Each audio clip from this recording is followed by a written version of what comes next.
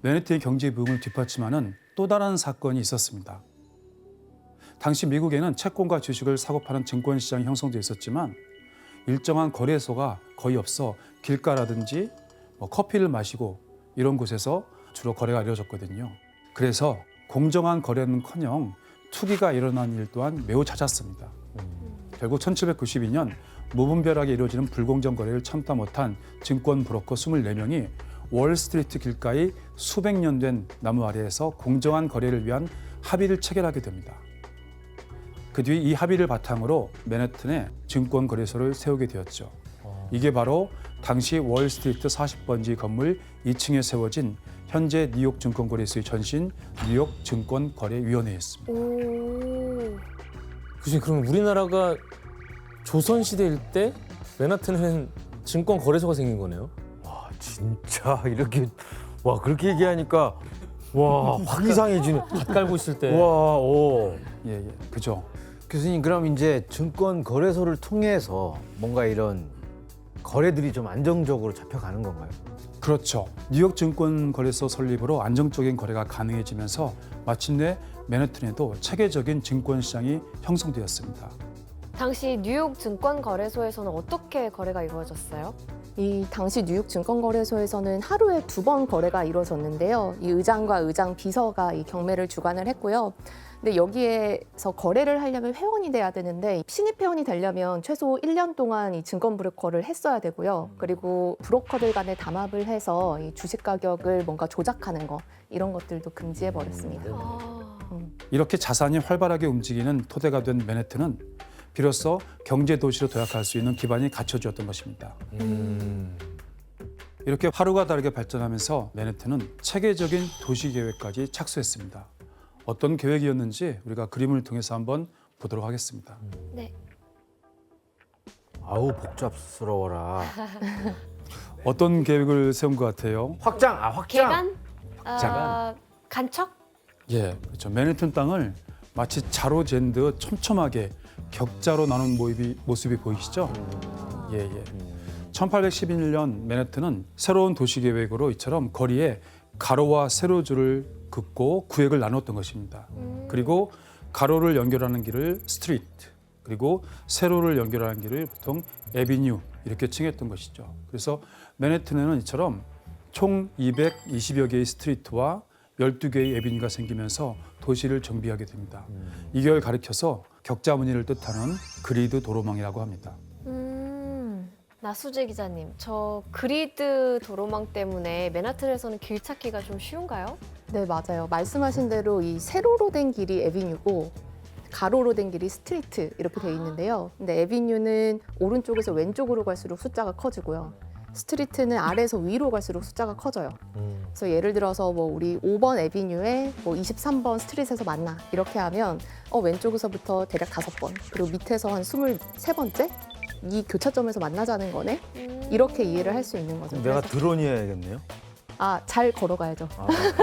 왼쪽 여기가 오른쪽. 위고 여기가 아래인지 어떻게 알아? 양 옆에 길의 번호를 보면서 다니는 거죠. 그쵸. 교수님, 근데 맨해튼 땅을 이렇게 격자무늬로 나눈 이유가 있어요? 예, 당시 맨해튼에 사람들이 몰리면서 금융거리가 형성돼 있던 로우 맨해튼 부근의 땅값은 점점 더 비싸졌거든요. 맨해튼의 땅값 가치를 로우 맨해튼 위쪽으로도 더 확장시키기 위해 똑같이 격자무늬로 땅을 나누었던 것이죠. 그런데 아이러니하게도 이러한 맨해튼의 도시계획은 땅 투기를 불러일으켰습니다. 규현이 같은 애들이 많았네. 그러니까 사놨던 거지. 들리는 얘기에 따르자면 북부에서 농사를 짓던 농부가 약 1224평의 땅을 $50에 팔았는데 네? $50 몇 년 뒤 10배 이상 가격으로 거래됐다. 이러한 소문도 있었습니다.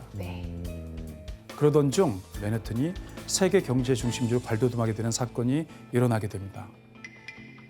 바로 미국 대륙을 연결하는 운하를 건설해 상업 발달을 촉진했던 것입니다. 바로 이리 운하였습니다. 운하란 것은 배가 다닐 수 있도록 만든 인공 수로였습니다. 쉽게 말해서 일일이 땅을 파서 물길을 만들었던 것이죠. 이렇게 만들어진 운하가 바로 남북전쟁 이전까지 미국 역사상 가장 큰 토목공사였던 이리 운하였습니다. 이 지도를 보시면은 뉴욕주 동쪽의 허드슨 강과 서쪽의 이리호를 운하로 연결하는 것이었습니다. 야, 멀다. 특히 이리호스는 북쪽에는 캐나다가 있고 남쪽에는 펜실베니아, 오하이오, 그리고 서쪽에는 미시건 이러한 주요 주들이 이리호와 연결되어 있었습니다. 엄청 크다 호수가. 그렇죠. 이렇게 이리호스와 연결된 운하를 통해 뉴욕주 여러 도시의 물자를 맨해튼 항구로 쉽게 이동할 수 있도록 했던 것이죠. 아, 교수님, 근데 그 중국 대운하 때 보니까 그 운하 건설이 그 엄청나던데요. 그렇죠. 대공사인데 그 이리운하 공사도 굉장히 그러면은 엄청났겠는데 저렇게 바다같이 크면? 물론입니다. 당시 얼마나 대규모 공사였는지 우리가 그림으로 한번 확인해 보도록 하겠습니다. 야, 저 땅 판 거 봐. 언제 해 저걸? 조그만 게 사람이잖아. 와, 규모가 진짜 크다. 그렇죠. 운하 공사는 이렇게 험준한 돌산을 깎고 길을 낸 다음에 그 사이에는 여러 개의 관문을 설치해야 하는 엄청난 대공사였습니다. 와, 그리고 대규모 공사에 착수한 이리운하 총 길이는 무려 약 584km에 달했는데 이 길이는 서울에서 창원을 왕복할 수 있을 정도의 길이입니다. 와, 게다가 운하의 폭은 약 12m, 운하의 깊이는 약 1.2m로 수위를 조절하는 관문만 총 83개나 필요했습니다. 그리고 이리운하는 공사 시작 8년 만인 1825년 드디어 완공이 되었습니다. 이리운하 개통, 호수와 대서양을 연결하다. 350마일 길이의 이리운하가 오늘 알바니에서 버팔로까지 개통됐다. 이 운하는 700만 달러의 비용으로 건설됐으며 허드슨강과 이리호를 연결하여 호수에서 대서양까지 이동할 수 있게 해준다. 이 운하는 상업과 산업을 지원할 것으로 기대되고 있다. 예. 미국 대륙의 도시들과 맨해튼 일대 형성된 항구를 연결하는 이리 운하를 통해 1825년 한 해에만 약 4만 명의 승객과 13,110척의 배가 맨해튼을 오가게 됩니다.